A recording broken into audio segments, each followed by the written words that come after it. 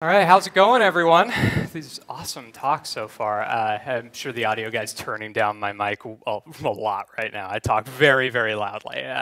Probably project without the microphone. So I want to talk about SVG and why it is just so very good and why I'm so excited about it. Before I do, quick MPAA makes me put this up. Everything you're seeing is in Reveal.js and they're real SVGs and stuff. So you know, if you're worried about seeing real full frontal SVG during this talk, you may want to leave the room.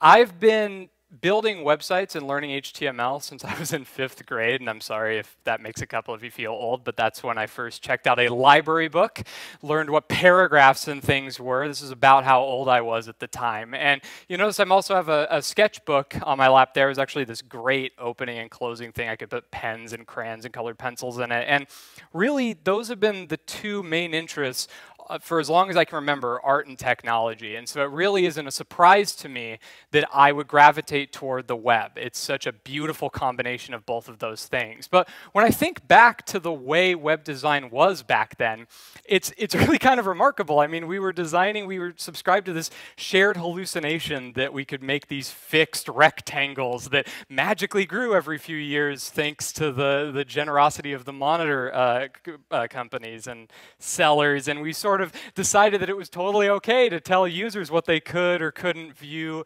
our experiences on or with. And when you compare that to now, when we've got our fancy HTML5 technology and we've got responsive web design and media queries, and we have Brad Frost's whole atomic design, and Alice and several others have talked about, Miriam talked about component-based design, and really everything has just gotten so fancy that there's never been a more fun time to build things for the web.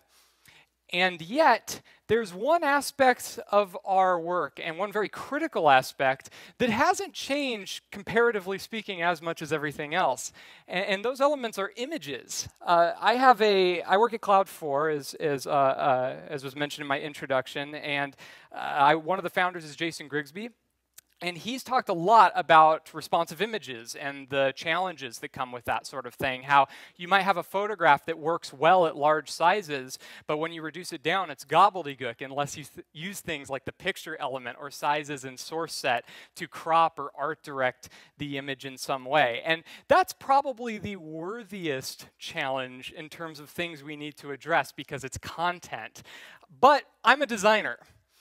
And so for me, the biggest challenge, the biggest thing I wanted to fix right away had less to do with the content imagery and more to do with these little icons. We'd made all these loving, pixel perfect, precise little icons that look so nice nestled next to the text. And then, I don't know about you guys, but the first time I saw them rendered on an iPhone 4 or an iPad 2 or a high-resolution device and saw them all blurry and pixelated and gross, I reacted kind of like Ron does here in this GIF, where I just sort of wanted to burn it all down and regretted ever adding them in the first place. And I wasn't alone because our industry as a whole started getting really creative with this problem. How do we make resolution-dependent interface imagery?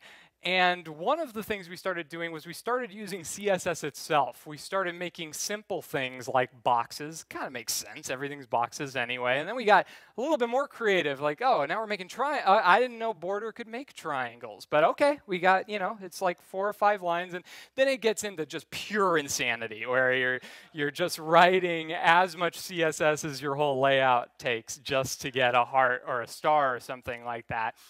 But really, those hacks are kind of more proofs of concept. Usually people are just having fun. The most pervasive hack, and the one that's still kind of ubiquitous in our industry, is icon fonts.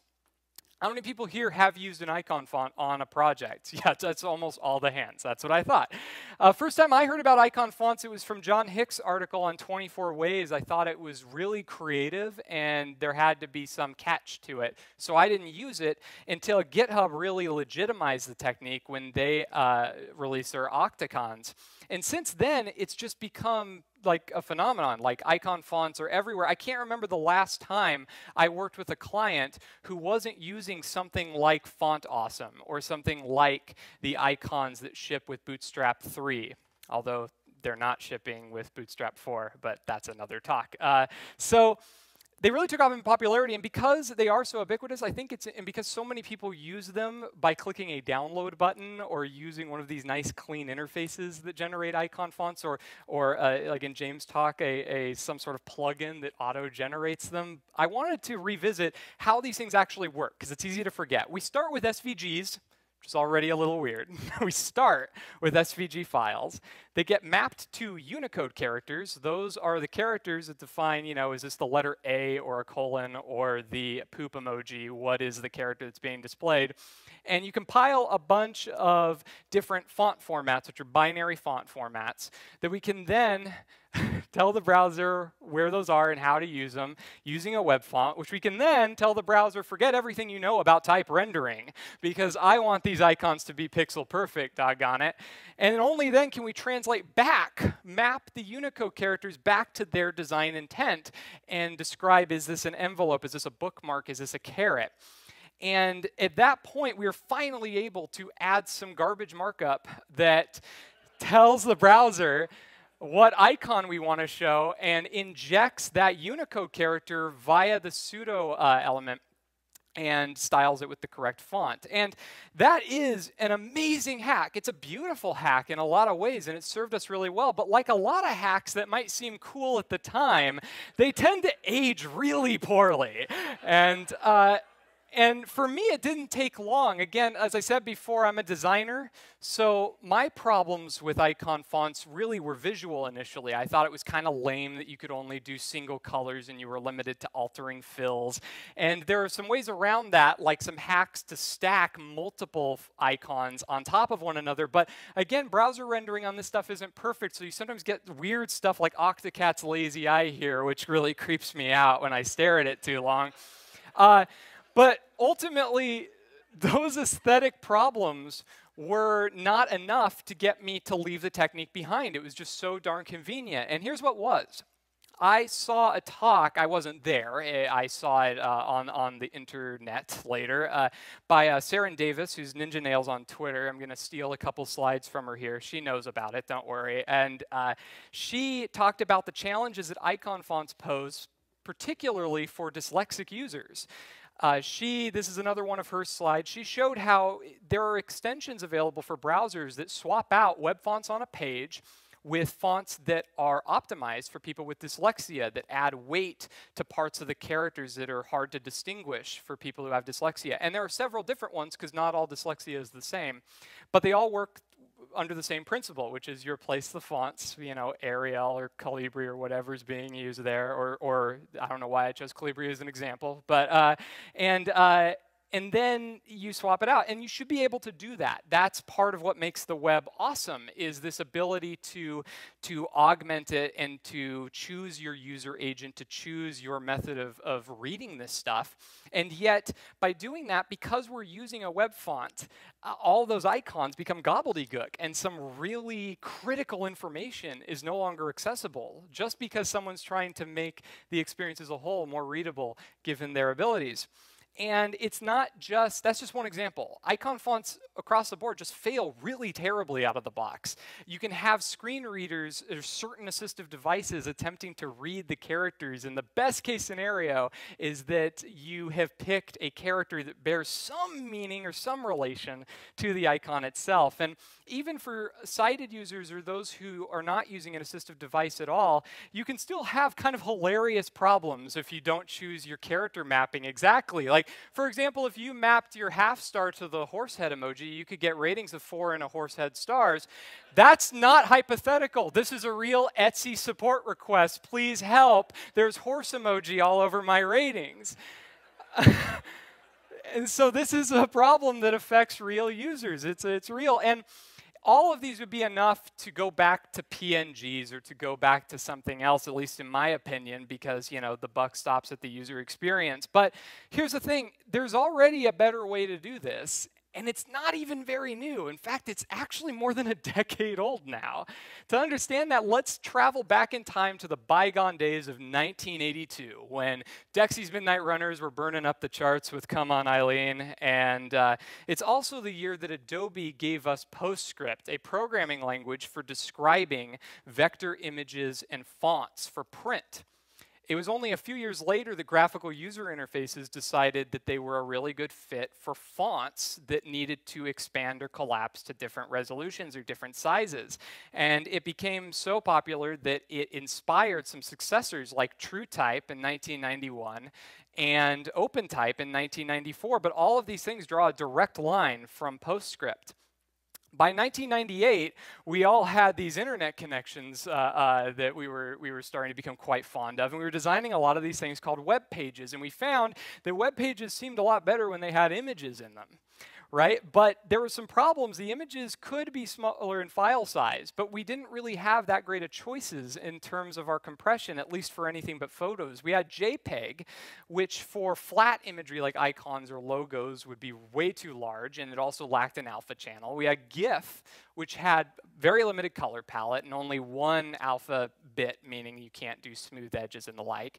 And the PNG was around, but it wasn't supported in any major browsers right then. And it also didn't really solve all these problems because all of these formats are all bitmap formats, which means they work by describing the grid of pixels to the browser. And that is a really efficient way to optimize photographs and other imagery like that. Not so efficient for simple shapes, because we can take something like this, this icon, and we can boil it down to draw a circle here and a line here and add a stroke that's this width or this style.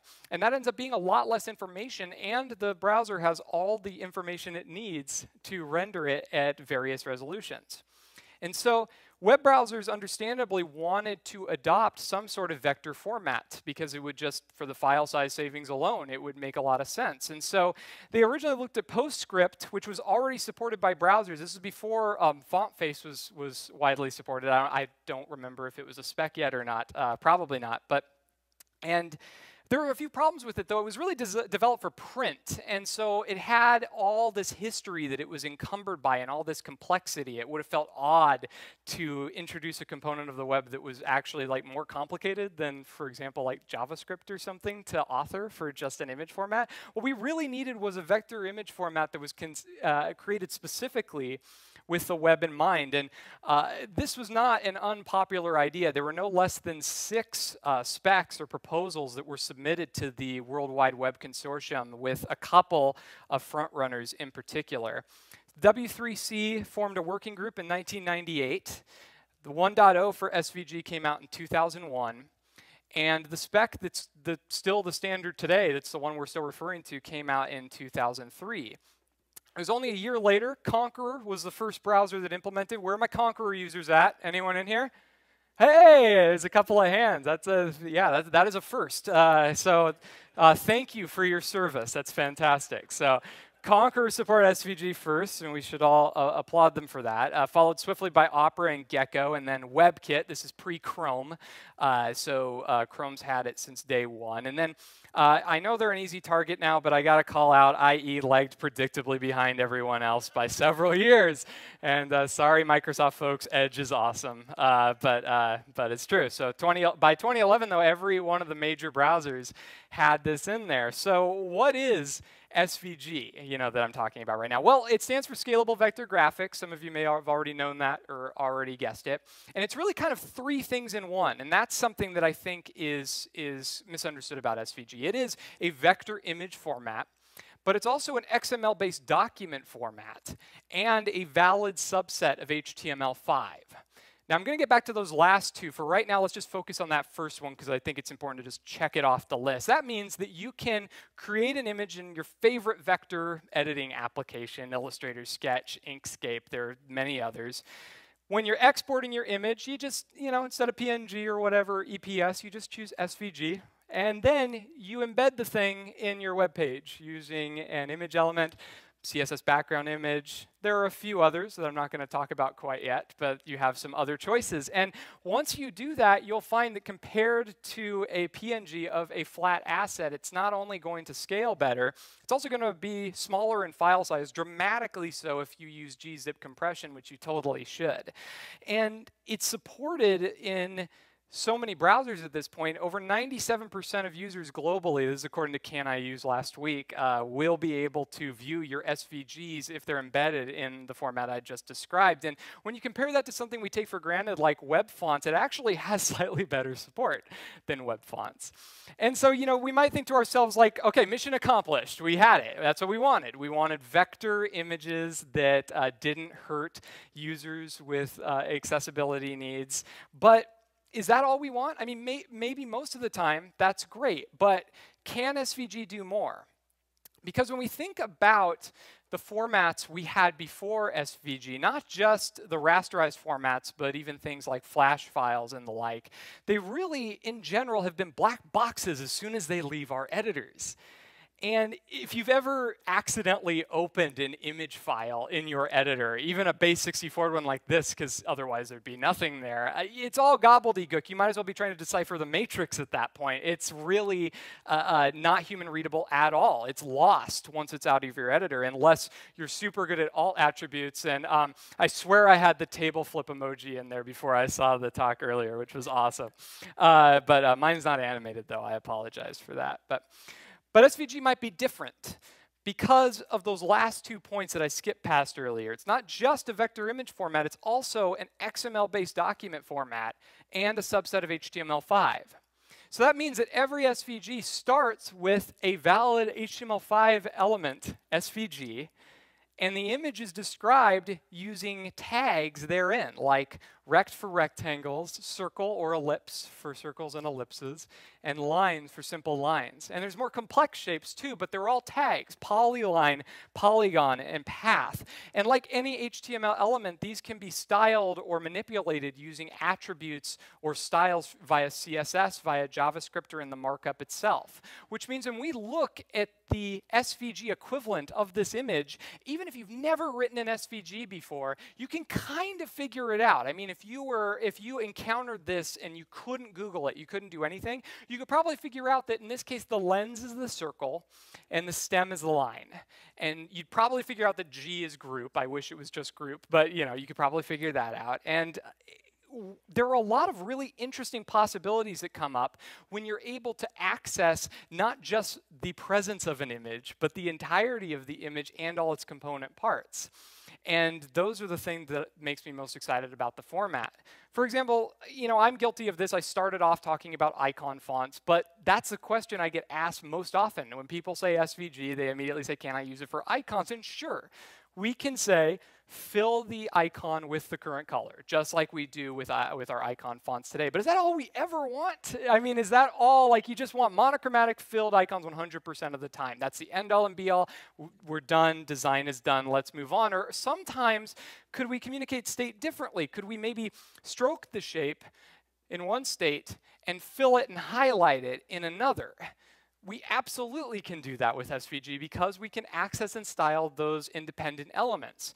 And it's not just something that has to happen on a class change. SVGs can adopt some of the intelligence that web pages have gained in recent years. Let's say we have this logo here and it looks okay, you know, Example Co., everyone's favorite organization. It's stacked here, but if I rotate my device or something, it's kind of dominating the whole viewport. You know, I could size it with percentages or viewport units, but then it's just going to look all squashed. But what if we use a media query in the image element? It doesn't have to be in the same page. And we use something like min aspect ratio to recompose it. We can then get images that actually intelligently adapt to the aspect ratio of the space that's available. And those are both just aesthetic examples. There are a lot of possibilities when we think about SVG as a way to show content. Probably one of the earliest wins for SVG was in charting libraries, which have been using it before anyone really cared about it. And so we've seen things like this that are extremely data-driven, and that's awesome, that's amazing. But I also wonder, is there an opportunity to make better use of this technology in an expressive way? For example, this is something from a blog post by Dudley Story that was really phenomenal. But you'd be forgiven for thinking this onomatopoeia here was exported directly from Illustrator and just pasted in here. But that's live text. We can modify that depending on the user's capabilities, and it retains its varying X position, the stroke around the whole object, and a lot of things that would be really tough to accomplish with anything other than this technology. And if we can use SVG to manipulate text, what's to stop us from manipulating other things like imagery by adding vector masks or even mapping these are my lovely Cloud4 coworkers, by the way. It's one in the middle, especially lovely. And the values are all mapped to vector shapes, like this halftone example by Michael Milani, where we have a dot that we are mapping at different sizes to the values in the image. These are all capabilities of SVG and what happens when your image format can actually interact with the rest of your web technologies. We also aren't limited to making modifications one-off, like with a class change or something. We can do animations. In this case, we can do animations with the exact same animation syntax we already enjoy in CSS. How awesome is that?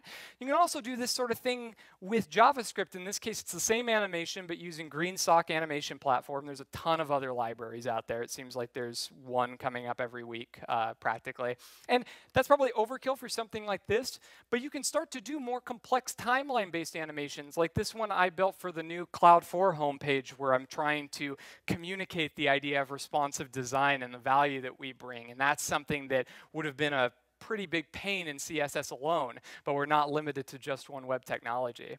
And the thing that I'm probably most excited to explore, and I feel like we barely touched the surface of, is, we already have frameworks like Angular and these other JavaScript frameworks sort of decoupling the built-in semantics and accessibility of HTML elements, which most of the time I am wildly against. But if you're gonna do it, can you at least do something fun, like make the button itself communicate like the loading state and other things? We can add ARIA attributes and manipulate with JavaScript SVG elements like anything else. So if you're gonna make a app feel native, you might as well go full bore and actually try to do something really, really interesting and cool. And there are all sorts of neat navigation paradigms and interesting sort of proofs of concept we can do that we might have been too intimidated to try before because of the sort of flow-based nature of the web and not having a way to dynamically arrange this information within a little vector canvas. All of this is possible because SVG coexists and commingles with all these other web technologies. It was created with the web in mind. And what a lot of people say to me is like, Tyler, that's great, but these standards come and go every week. There's a flavor of the month. Will SVG stick around? And I think it will, because I look toward our tool sets and what they're doing and how they're adapting to this technology. And I see a lot of really promising stuff. Both Illustrator and Sketch and every major editor has recently released changes that drastically improve both the usability and the quality of output for SVG creation. The browsers themselves, like Firefox and Chrome, are doing some amazing things with improving animation tools like Bezier curve adjusters and things of that sort right in the dev tools, so we'll be able to take advantage of those.